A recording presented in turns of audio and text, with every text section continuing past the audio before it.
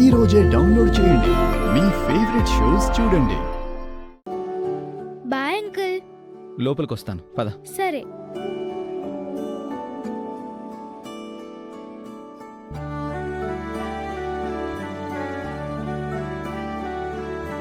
అమ్మా.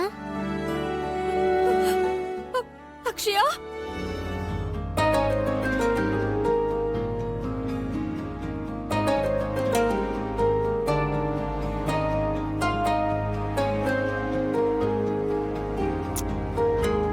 నీ గురించి ఎంత కంగారు పడుతున్నావో తెలుసా?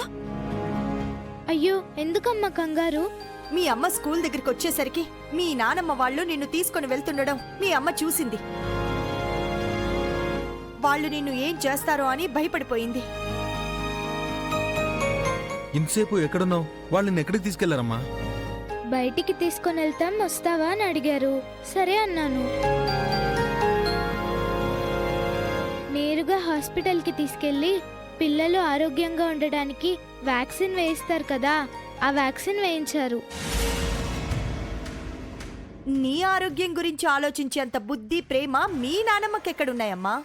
అలాంటివే ఉండుంటే పరిస్థితి ఇంత దూరం వచ్చుండేదే కాదు. నన్ను తీసుకెళ్లి ఆ పనే చేశారు. ఇంతలో అక్కడ సత్య అంకుల్ కనిపించి నానమ్మ వాళ్ళతో మాట్లాడి నన్ను ఇంటికి తీసుకొచ్చారు. ఏదో జరిగిందవని మనం వాళ్ళ ఇంటికి వెళ్ళి మాట్లాడుద్దాం, పదండి. ఆగండి సార్. అక్షయ్, నువ్వు లోపలికి వెళ్ళి రెస్ట్ తీసుకోమ్మా. సరే అంకుల్. నా కూతురిని వాళ్ళు తీసుకెళ్లడం ఏంటి, నీతో పంపించడం ఏంటి? నాకంతా అయోమయంగా ఉంది సత్య. అంతా వివరంగా చెప్తాను, మీరంతా బయటికి రండి. రండి.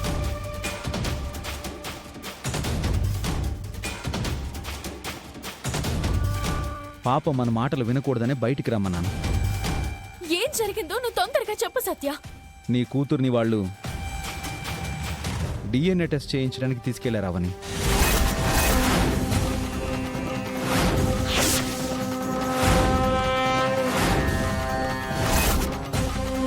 అక్షయ శ్రీకర్కి కలిగిన సంతానమా కాదా అని తెలుసుకోవడానికి అటువంటి నిర్ణయం తీసుకుంది మీ అత్తయ్య.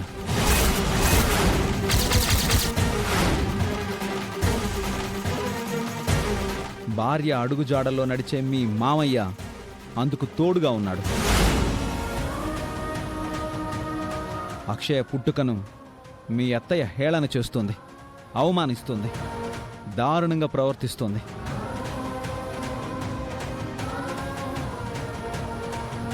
ఈ టాపిక్ నీ దగ్గర మాట్లాడాలన్నా నాకు ఇబ్బందిగా ఉంది.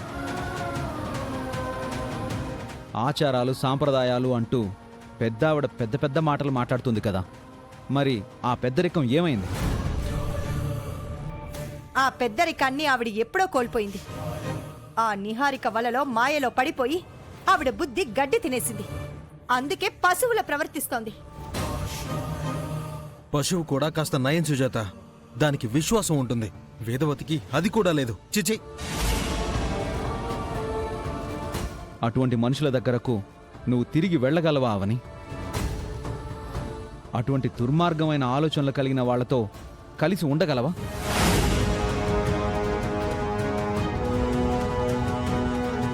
ఈరోజు ఇలాంటి పరీక్ష చేయించారు. రేపటి రోజున నువ్వు ఆ ఇంటికి వెళితే ఇంకెలాంటి పరీక్షలు చేయిస్తారో. నన్నడిగితే అటువంటి అత్తారిల్లు ఆడపిల్లకి అనవసరం. నువ్వంటే అభిమానించే మనుషుల దగ్గర నీ మిగిలిన జీవితం గడిచిపోవడం మంచిదని నా అభిప్రాయం. నీ మీద ఆరాధన చూపించే మనుషుల దగ్గర నీ కూతుర్ని పెంచుకోవడం మంచిదని నా ఆలోచన. విలువల్ని కోల్పోయిన మనుషుల దగ్గర ఎంతో విలువలు కలిగిన నీ వంటి ఆడది ఉండకూడదు. నువ్వు గర్భగుడిలో ఉండాలి, గుడి మెట్ల దగ్గర కాదు.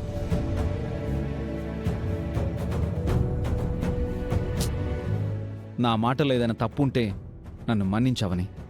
ఓ ఆడది సాటి ఆడదానికి చేస్తున్న అవమానమిది. 9 నెలల గర్భానికి జరిగిన అవమానమిది.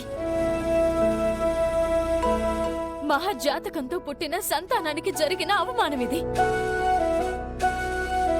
ఈ విషయం గురించి వెంటనే ఆ ఇంట్లో తేల్చుకుంటాను.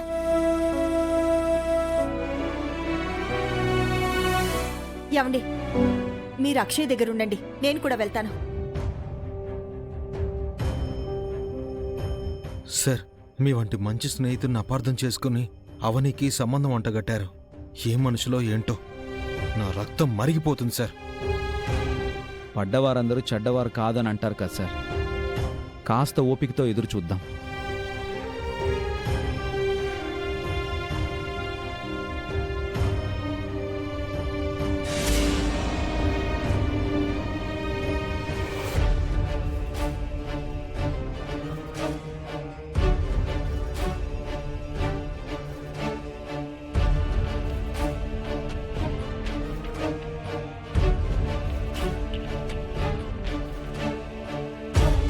వాళ్ళు నిన్ను అనుమానిస్తున్న కొద్దీ, అవమానిస్తున్న కొద్దీ నీతో జీవితం పంచుకోవాలనే స్వార్థం నాలో పెరిగిపోతుందవని.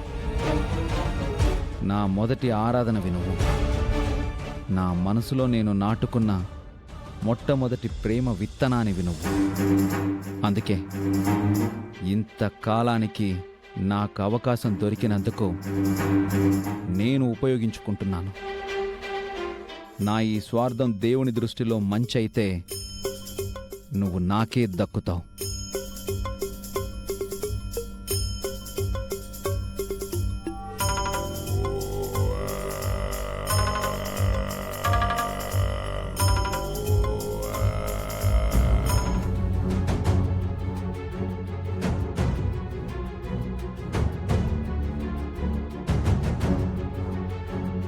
ఆంజనేయుడు లంకను అంటించినట్టు ఆ సత్యగాడు అవని దగ్గర అంటించుంటాడు. ఖచ్చితంగా ఆ పని చేస్తాడు. అవని దగ్గర మార్కులు కొట్టేయడానికి వాడు ఏమైనా చేస్తాడు.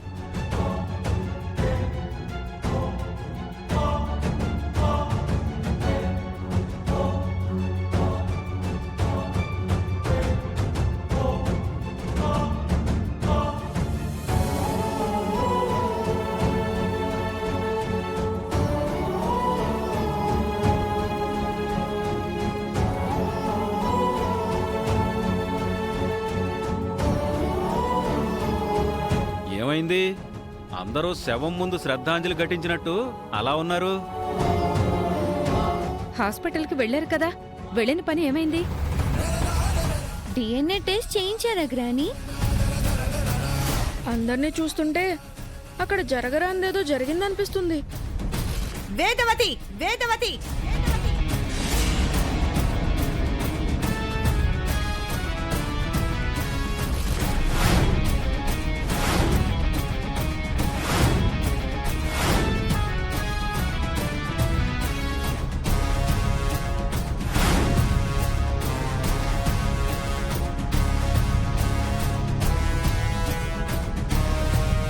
ఇద్దరూ శివంగుల్లా వస్తున్నారంటే ఇక్కడ అందరికీ మూడిందనే అర్థం.